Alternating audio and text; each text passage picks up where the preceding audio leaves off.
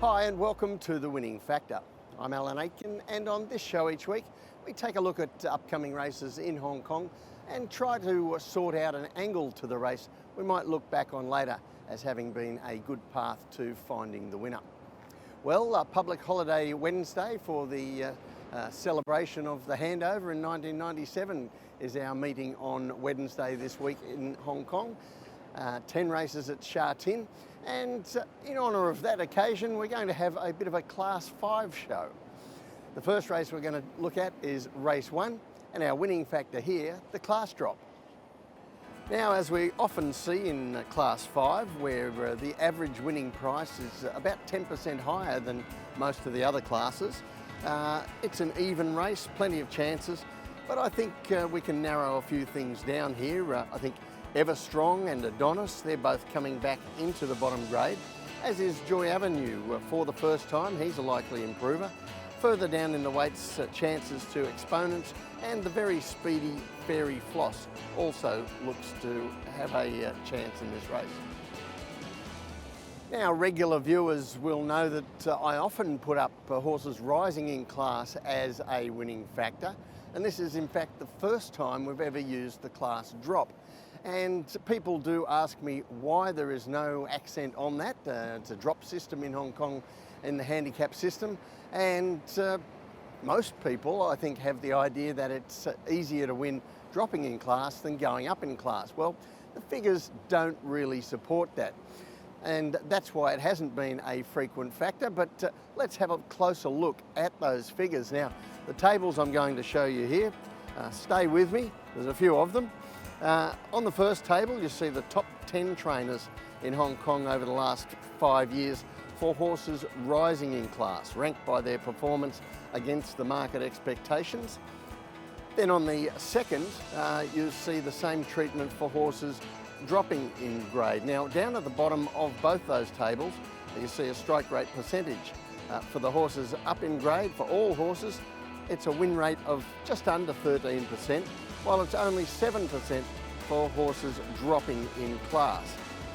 The trainers I've highlighted in gold there are the ones who perform above market expectations, and as you can see, for the class risers, there are quite a few of those, but only 2 trainers who outdo the market with horses dropping in class, Casper Founds and Jimmy Ting.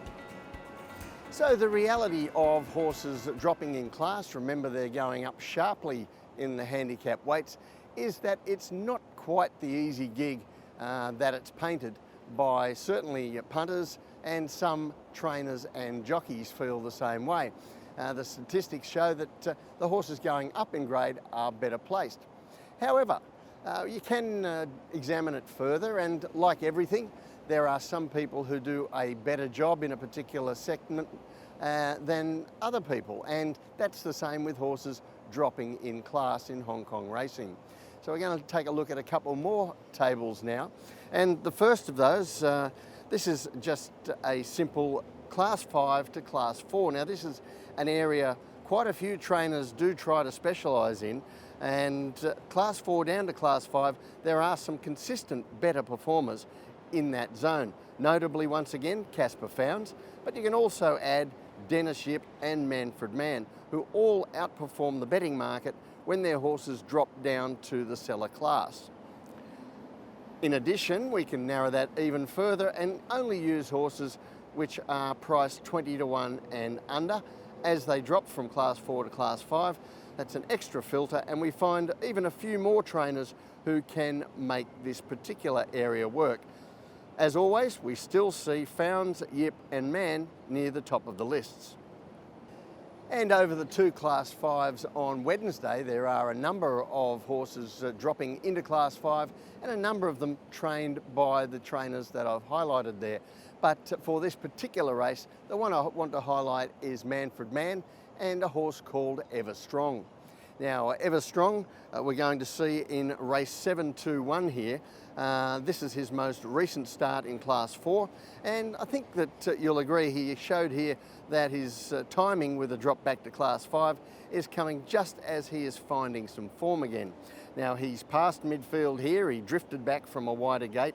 He's in black and white hoops with orange sleeves, and although he wasn't competitive for first here, where we had a runaway winner, he was in the contest for third placing and finished a quite respectable effort just behind the place getters. And now he drops back into Class 5 and goes to 1200 metres on the dirt, where he has won 4 races, the last 2 of those wins the last time he appeared in Class 5.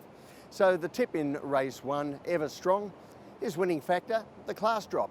It's not a factor that I really put a lot of weight behind normally, but some are better than others at it, and Manfred Mann has a good record.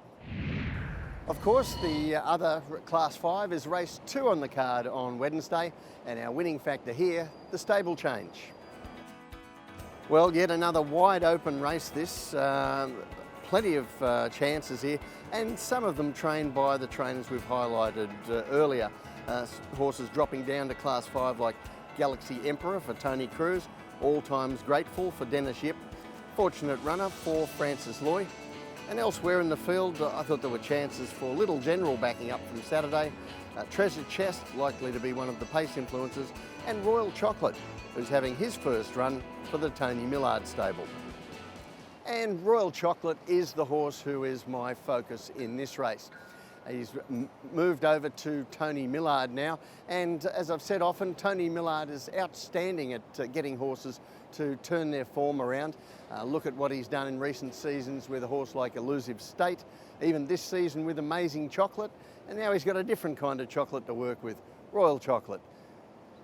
The only time we've seen Royal Chocolate in public really since his move to Tony Millard was in a barrier trial. This is on June 19, a batch 2, and you'll see him here. He's just behind the leaders in the run. On the fence, he's in darkish colours, blue and red, and Karis Teaton aboard follows the leaders into the straight and then shakes him up a little in the run down to the line, but I thought he responded well enough against some higher rated horses in finishing 4th here to suggest that Millard really has him going all right, ready for his first appearance for the stable. And furthermore, Royal Chocolate has some good tactical abilities that make some real appeal here in a race that looks like it's going to be slowly run.